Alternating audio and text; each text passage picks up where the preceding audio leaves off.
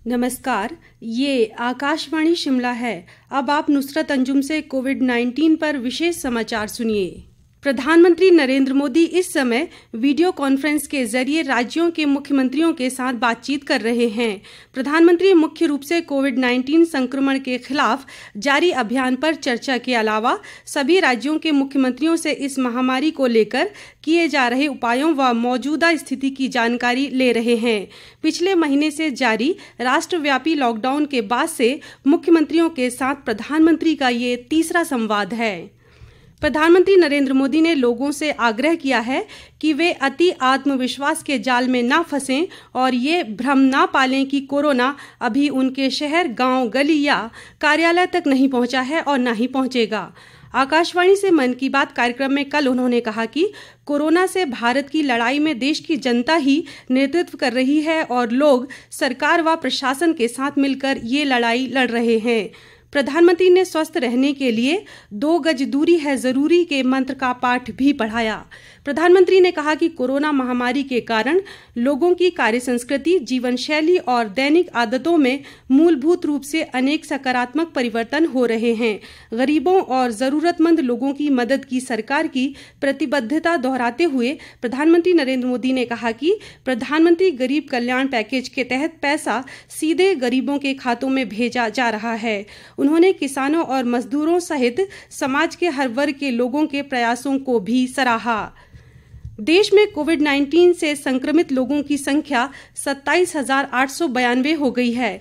इस महामारी से 872 लोगों की मौत हुई है। स्वास्थ्य मंत्रालय के आंकड़ों के अनुसार 20,835 लोगों का उपचार चल रहा है। अब तक 6,184 लोग उपचार के बाद स्वस्थ हो चुके हैं। इधर प्रदेश में कल 3 और कोरोना पॉजिटिव मरीजों के स्वस्थ होने से अब कोरोना संक्रमित मरीजों की कुल संख्या 10 रह गई है।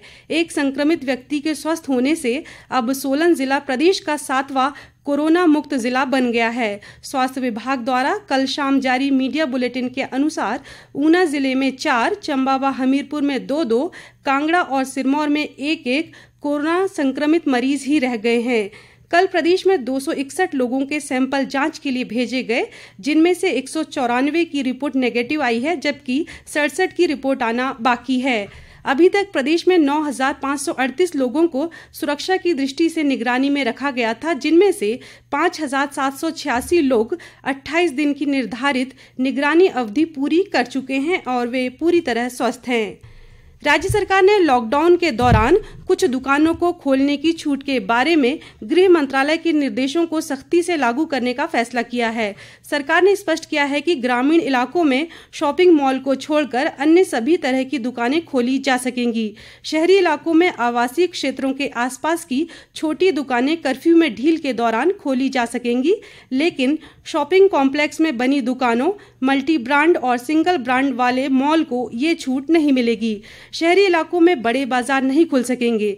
जिन दुकानों को खोले जाने की छूट दी गई है, उनमें भी काम करने वालों की संख्या 50% रखने का सख्त निर्देश दिया गया है। सभी के लिए मास्क पहनना और सामाजिक दूरी का पालन करना अनिवार्य बनाया गया है। सरकार ने स्पष्ट किया है कि कंटेनमेंट जोन और हॉटस्पॉट वाले क्षेत्रों में ऐसी कोई छूट नहीं होगी।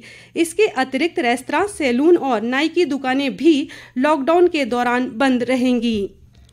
कोरोना वायरस से बचाव को लेकर लगाए गए लॉकडाउन के कई सकारात्मक परिणाम सामने आ रहे हैं। प्रदेश के पर्यावरण पर लॉकडाउन का काफी प्रभाव देखने को मिल रहा है। मंडी जिला की प्राचीन रिवालसर झील दिनों दिन बढ़ रहे प्रदूषण के कारण पूरी तरह से दूषित हो गई थी, लेकिन लॉकडाउन के कारण अब ये झील खुद ही साफ होती हुई नजर आ रही है। हमारे मंडी जिला संवाददाता ने बताया है कि लॉकडाउन के कारण झील के पास कोई नहीं जा रहा है, जिससे झील में बढ़ रहा प्रदूषण कम हो रहा है और इसका पानी साफ होने लगा है। शिमला भाजपा मंडल के बूथ अध्यक्षों की एक बैठक कल शिमला में वीडियो कॉन्फ्रेंस के माध्यम से हुई। इस दौरान कोरोना महामारी से निपटने में कार्यकर्ताओं द्वारा उठाए जा रहे कदमों पर चर्चा की गई। जिला अध्यक्ष राजेश शारदा ने महिला मोर्चा द्वारा बनाए गए मास्क व उनके वितरण के कार्यों की सराहना की। उन्होंने कार्यकर्ताओं से आरोग्य सेतु ऐप डाउनलोड करने को लेकर लोगों को प्रेरित करने का आह्वान किया। इसी के साथ ये समाचार बुलेटिन समाप्त हुआ। हमारा अगला विशेष समाचार बुलेटिन आप सुन सकते हैं दोपहर 3 बजे। नमस्कार।